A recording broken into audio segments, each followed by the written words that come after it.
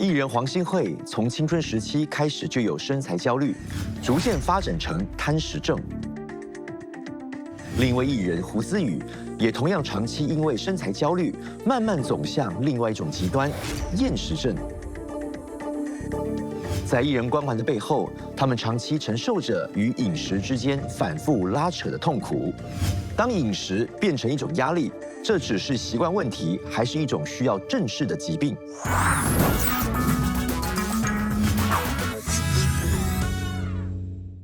医疗大小事，一起长知识。今天聊的就是进食障碍哈。首先邀请到就是呢精神及心理专科林文龙医生，欢迎。欢迎。还有临床心理学家周永林博士，欢迎。欢迎两位。是。那想问一下医生哦，到底从这个心理学上跟医学的角度来看哦，什么是进食障碍啊？进食障碍呢，不是单纯的爱漂亮啊，或者说只是想变瘦这么简单了。OK， 从医学角度来看呢，它是一个真真切切的一个精神疾病啦。当一个人把他的那个体重、外表，然后跟自我价值绑在一起太过度的时候，然后用一些很极端的一个方式去控制饮食 ，OK， 然后这开始影响他们的身体健康、情绪。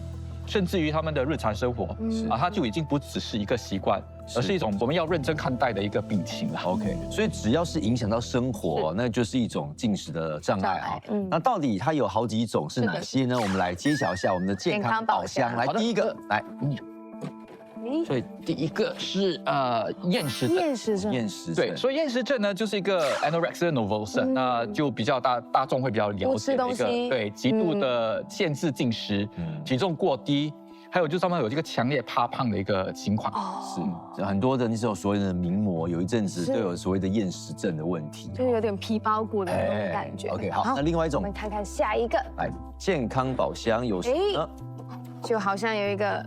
反过来是贪食症，对，贪食症就有 bulimia nervosa， 所以它是一个暴食的一个行为，然后它还会加上一个补偿的行为，就好像比如说呕吐啊等等，就是说吃了会催吐那种。对，那真的不行啊。最后一个健康宝箱，我们来看一下啊，来是，跟贪食症有点像哦，但是叫做暴食症啊。对，暴食症就是 binge eating disorder， 然后它只有暴食，可是没有补偿的行为。OK， 好，那今天我们主要是聚焦两种比较常见的，就是厌食症跟贪食症了哈。那首先欢迎就是我们今天的第一位嘉宾 Shona。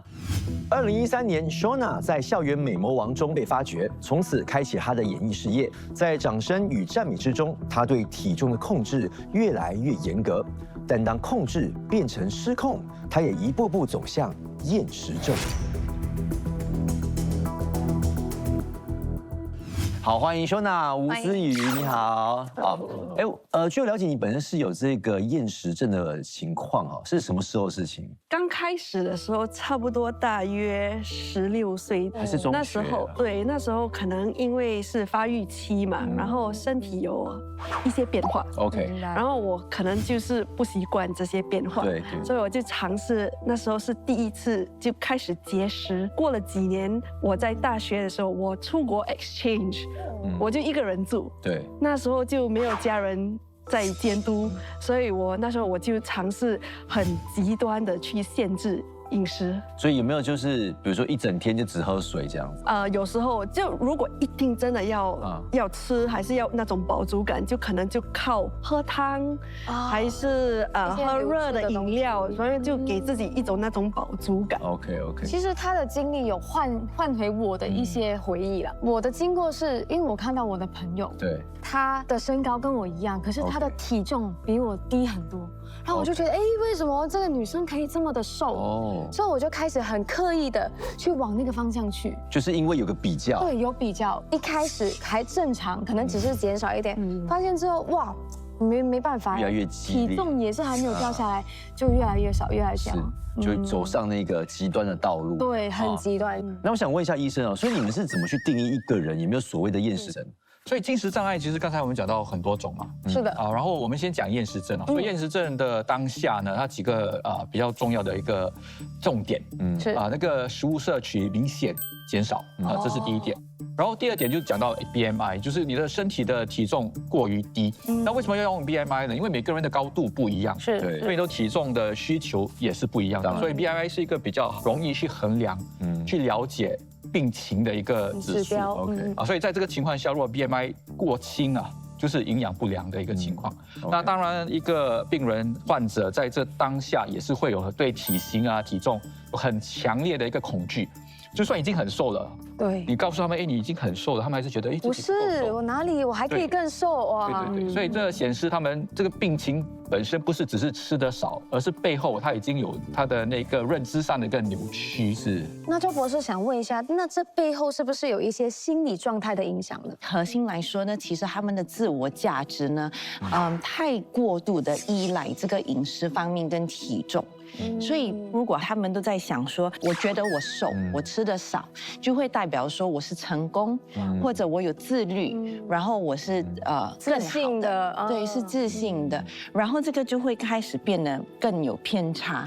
然后呢，即使变得很瘦的时候呢，其实你还是觉得自己是不够瘦的。因为我觉得很多别的东西我是不能改变，我的体重，我觉得就是有一种方法可以控制，你可以控制权对这个东西。这个说到重点呢，所以很多时候那个患者其实他的生活当中呢，会觉得说很多不是在他的控制范围里面，可是自己的体重、自己的饮食方面是他们可以受控制的。然后有时候他们可能之前也是会有什么心理创伤，比如说被霸凌或者被嘲笑，对，被嘲笑，或者甚至跟别人对比的时候，所以这些环境的因素其实蛮重要的。然后另外一个影响也是情绪上，所以很多时候可能就是在压力当中，或者在焦虑、抑郁当中的时候，或者甚至非常孤单、没有被了解、没有被体谅的时候，他们也有更可能会产生这个厌食症。那我想问像Shona的情况，你是有被人家在身材上面有被取笑过，你才会有比较极端的思维吗？不是说是取笑，而是我自己是有一种 awareness，因为可能就是以前其实是偏瘦的啦，然后可能那时候发育期嘛，然后我就有一点 resist to the changes，那时候对，然后就一直想要我的 teenage body 这样子，对不对？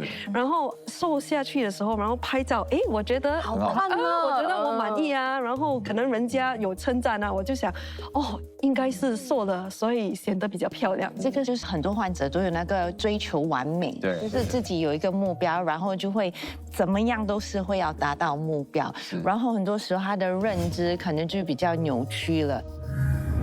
医生啊，如果一个人开始很在意自己的体重，又吃得很少，这样需要担心吗？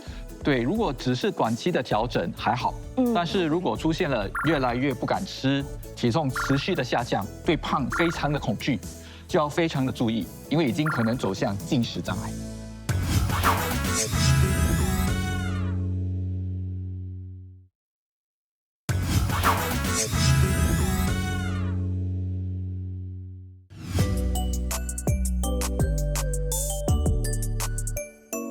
那Shona想问一下，你这个厌食期大概持续了多久？可能将近1年这样。1年，有影响到健康吗？这一块一定的，所以那时候我差不多停经了，可能大约两年这样子。然后我很害怕冷，就是手脚冰冷，对吧？对，就是大太阳下，我可能要3个外套，then 没有力对吗？就完全没有力，就好像从车子出来的时候，连关门都很吃力。哇！我发现停经这个问题真的很大，因为我没有说他这个时间这么长了停经，可是我也有去到，因为吃很少，然后导致可能身体的机能在变弱，然后我停了也大概大半年，将近到1年的时间。为什么会有这个停经的情况？因为其实我们身体是一定要摄取一定的一个足够的这个营养，对吗？那你营养不足够的时候，身体会进入一个保护的一个状况模式。我们对你要有月经，其实是要一定的脂肪，一定的脂肪才会有月经的。所以这影响到你的新陈代谢啊，基本的这个功能当然是会继续，可是其他的就可能会受到影响。那比较典型的一些身体的警讯呢，就比如说停经、怕冷、头晕、虚弱、注意力变得不好、变得差，然后你的心跳、血压都会受到负面影响。它不是小事哦，因为这个身体已经很辛苦了。那我们也知道，其实厌食症本身它的那个死亡率也是一个问题啦，可能它大概有10%这样子。因为你身体虚弱，你就免疫系统也变低了，所以很容易就生病也是。哪一种群体是最常发生？就像 Shona 的这样，青少年的时候是吧？对，很多时候就是青少年的时候，然后他们的身体有变化，然后青少年也是最会刷手机、注重自己外形的时候，注重，然后很多时候青少年可能也会被霸凌。对，关键就是在那个时候，可能不只是这些情况，也是压力比较大。对，他们有大考，然后有些时候患者会跟我说，好像家庭里面可能会比较混乱，对，可能有家庭争执，然后他们压力比较大，他们就这样子觉得身边都没有他们控制范围里面的，就只有他们的体重。OK，不是，如果一个人呢越来越在意自己吃什么、吃多少，甚至是一整天脑海里面只想这些，那是不是不正常啊？偶尔还算正常，可是如果达到这4点，我就要非常注意。是，第一点，一整天都在想食物跟体重。第二，对吃产生焦虑、内疚或压力。那第三，开始减少社交或偷偷吃东西。然后第四，对饮食方面的规则越来越多，那我就会特别的注意了。那了解这个厌食症的这个状况，接下来我们有另外一位朋友，那他其实是有这个常见的进食障碍，但是他是另外一个情况，就是所谓的贪食症哈。我们来欢迎我们的另外一位嘉宾来。Cheryl 从小在美容世家长大，代言家族品牌，逐渐累积知名度，在因缘际会下踏入演艺圈。从节食到暴食，再到补偿，让他一点一点失去控制，直到有一天他才惊觉自己已经陷入了贪食症。我们来欢迎 Cheryl 黄清慧，欢迎哈！想问一下 Cheryl， 你是什么时候发现自己有所谓这个贪食症的倾向？然后大概多久的时间？应该可能是在2013到2014，大概有持续到3到4年吧。OK， 所以2013年开始工作，所以那时候已经在拍戏了。对 ，OK， 所以为什么会有这样的情况在那个时候？其实一开始就是想要减肥，对，因为上镜会好像看起来是比较圆一点，是，而且可能我就是很在乎，很想说这个梦想就从小就很想当一个艺人嘛，所以我就抱着这个希望，就是觉得。这个瘦就很重要，OK，然后就慢慢开始从想要减肥到变成比较极端，就是我觉得当一个人在节食 or restrictive eating 的时候，我们其实身体是缺乏营养的，对，所以当我有 cheat day 的时候，我真的是暴食，就吃很多。那你们那段时间那个体重有忽上忽下吗？就你饿，然后又吃很多这样子，那个体重会有。这个忽上忽下，差不多，比如说1个礼拜可能会3公斤左右，哇！但是在几年的期间，可能是8到9公斤，因为想吃的时候就会吃很多，然后就觉得什么人都不要看，什么照片都不要拍，对，然后不想吃要很瘦的时候就都不吃，完全不吃，就喝排毒水啊。其实我蛮好奇的，你吃的多是怎么样多法 ？OK， 所以以前在 cheat day 的时候呢。其中一个 cheat day 我是这样子，我是去那种 food hall， 因为卖很多甜点小吃的，我就去可能一次过我会一个人去吃2个 ice cream， 对，两个 scoop double scoop， 然后我会吃完之后蛮快的，吃完后我还会去买3块蛋糕，然后还可以买饼干啊 whatever， 就那种高热量的啦，高热量、很高糖分的、很高淀粉的。你的 cheat day 是1个礼拜几天？一开始是1到2天，1到2天就算蛮多了，所以我就会变成2到3天完全不吃就为了那一天去吃这么多，是就会吃完了之后觉得很内疚，内疚了之后就觉得 OK， 我现在就要排毒，因为吃了太多淀粉了，就不要吃，然后去拼命的去运动。你当时除了运动，你会像来催吐啊，或者是说？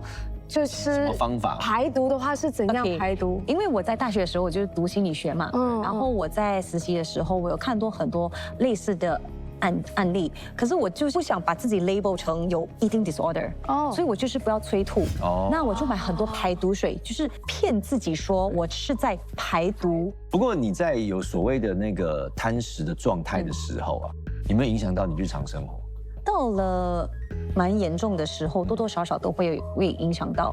因为首先我就会变成是很迷这个瘦身跟怎么去运动啊，怎么去吃，所以每天我没办法专心，甚至跟朋友谈天，好像我在看你，我在想 ，OK， 我怎么去瘦？我要回到家快点去看我的书啊，我要去研究这个东西，我要去看我的这个 menu。可是不吃的时候其实很饿，很饿的时候我去看很多 menu。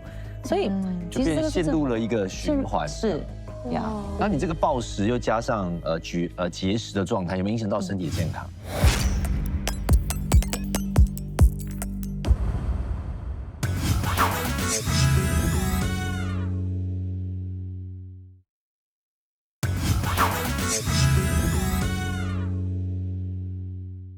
那你这个暴食又加上节食的状态，有没有影响到身体的健康？一开始就是月经失调，然后慢慢就停经。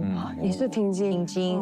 另外一个就是因为我吃很多高热量、高淀粉跟糖分的嘛，所以我有那个 non-alcoholic fatty liver，高脂肪肝啊。呀。哇呀！因为你的饮食的关系。饮食关系呀。太高糖、太高油。OK。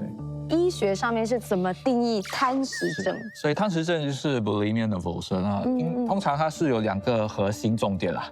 那当然第一点就是 binge eating，就是暴食。暴食。所以在一个很短的时间之内呢，吃下很大量的食物啊，然后就会失去控制这样子的一个状态，就是一个补偿的行为。就好像Cheryl 讲到，就是有时候觉得内疚，就有一个 compensatory behavior 补偿。那为了抵消刚刚吃掉的那些东西、那些卡路里，然后就催吐、用泻药、利尿剂、过度的运动等等，来去解除这个卡路里。就是当然我们也要看几个重点啦。第一点就是它是会一直反复的发生，不管是那个暴食也好，还是说补偿的行为也好，而且在1周之内啊要有至少1次，然后维持3个月。还有最大的一个关键还是说他的认知啦，自我的评价严重受到体重和外表的一个影响。那为什么会出现这种暴食然后补偿的情况？是身体的问题还是心理的关系会比较大？都有，所以是心理、生理跟其实是社会上的压力一起社会对，所以它是一个恶性循环。所以其实好像刚才 Cheryl 说，其实刚刚开始是一个过度限制。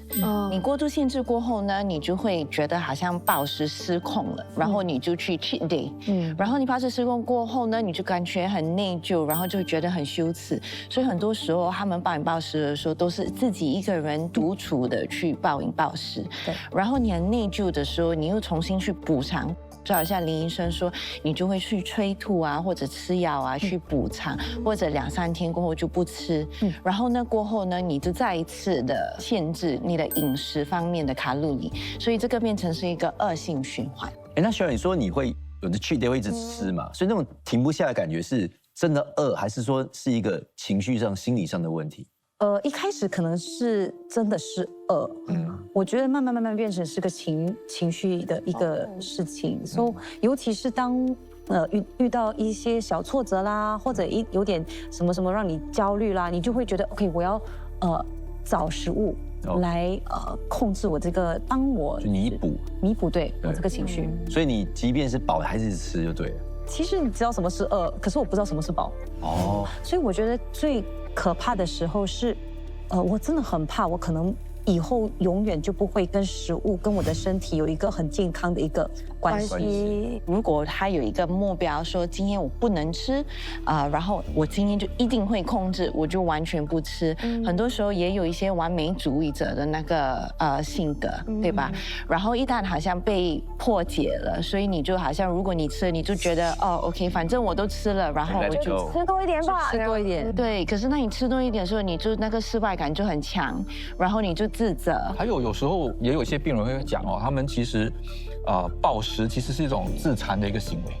因为有时候他们要麻木自己内心的一些创伤。他们说吃掉那个心理的空虚跟孤单，所以那个社会跟环境的因素呢，他们会很害怕说别人会批评他们的身材。很多时候可能之前被霸凌过，可能就是周围被说过说你肥胖，有时候是很不幸的，可能是家长在说。哦，连家长都会这样子。对，所以可能家长会跟他们说，哦，你好像增肥了，或者你不应该吃这么多米饭，你应该减低你的分量。所以环境的因素有很大的影响。然后社交媒体很多比较，其实跟你的一样，对吗？好像你跟你的朋友去比较，去比较，同年龄，然后为什么他们是这样子，我是这样子，然后瘦呢才有几率，这个是一个非常不健康的一个想法。他们把瘦的定义变成是他们自己的一个 identity，这代表说我有几率，这代表说我能承担这些压力，我成功的去面对我的目标。博士啊，有时候呢，我们也会贪吃，不会吃一点，这很正常嘛。那要怎么分辨我们是单纯的多吃，还是已经变成了贪食症呢？关键是3点。第一点是有没有失控感，第2有没有补偿的行为，然后第3呢有没有反复性的发生。因为呢，贪食症常出现暴食，然后内疚，然后补偿的恶性循环。重点呢是有没有影响到生活。进食障碍看似只是吃的问题，其实往往牵动的是情绪、压力，甚至对自我的认知。下一集我们将会带你进一步了解，医生与专家会分享该如何治疗与预防。心理治疗是主要的一个治疗方案啦。那对于药物来讲，它是一种辅助，所以不是说单单吃药就会好的一种病情啊。当复发时，又该如何面对与调整？我们又该如何一步一步走向真正的恢复？听回自己的身体。其实，如果你吃的太多，你自己身体很聪明的 ，listen to your body， 那个很重要。And how much？ 医疗大小事，一起长知识。